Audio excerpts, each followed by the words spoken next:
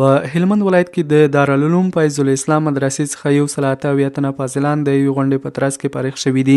د دې مدرسې مسولین وایي 153 تنه د حدیثو له لویې دورې او پاتې 15 تنه نور بیا د حفظ له برخې فارغ شوي دي. د فارغت غونډې پر مهال د فاضلانو استاد شیخ الحدیث مولوي روح الله د خپل خبرو پر مهال د اسلامي امارت څخه مننه کړې چې د دیني زده کړو لپاره یې له امن څخه ډکه فضا ورته رامنځته کړې او خپله پاملرنه یې دې برخې ته زیاته کړې ده. دا زمینه چې موږ ته مساعده کړې ده، دا چا مساعده کړې ده؟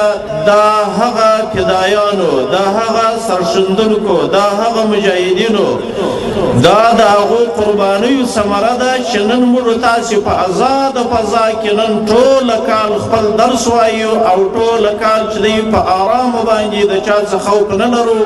موږ خپل مدارس هغه پر مخ باندې بیایو، مدارس چلو. دا د اسلامي امارت برکت دی. همداراز د کندهار ولایت د حج او کاپ ریاست رئیس شیخ الحدیث مولوي عبدالبصیر د دیني زده کړو ارزښت ته په اشارې سره ویلي چې الله تعالی پر ښو او الله تعالی ته پر خوښو اشخاصو د دیني زده کړو لورینه کوي، نو پکار ده چې خپله پاملرنه دیني زده کړو ته زیاته کړو. الله جل جلاله دا علم هغه چاته ورکوي چې د الله تعالی ورسره مینې محبت هغه چاته ورکوي. علماء کرام باید د الله تعالی د دین خدمت مکمل وکړي چې څنګه د الله تعالی زموږ ستاسو څه غوښتنه ده د علم تقاضا ده، په دغه تقاضا باندې موږ تاسو باید د خپل مؤمن ولس د دې خدمت وکړو.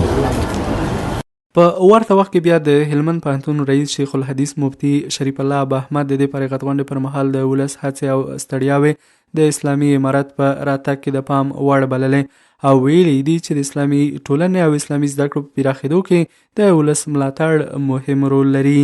ولسا ستا د زیرې برکت، ستا د قدرمنې بیبي د شلومبو او د مستو برکت او ستا د خړې حجرې برکت، دا سو چې نن دی هغه سپیره او خړ طالب جان د سنگرونو اتل ساتلی و، وستی د دفترونو اتلم دی. نن که موږ د وزیر په صفت باندې د مځکې پر مخ باندې یو اسلامي نظام کې یو حاکم لرو. ویلی شو چې د اسلامي امارت په بیا ځلې واکمنېدو سره د دې ولایت په ښار او ولسوالیو کې د دیني زده کړو مرکزونو او مدرسو ته د پام وړ هڅې ترسره شوي دي.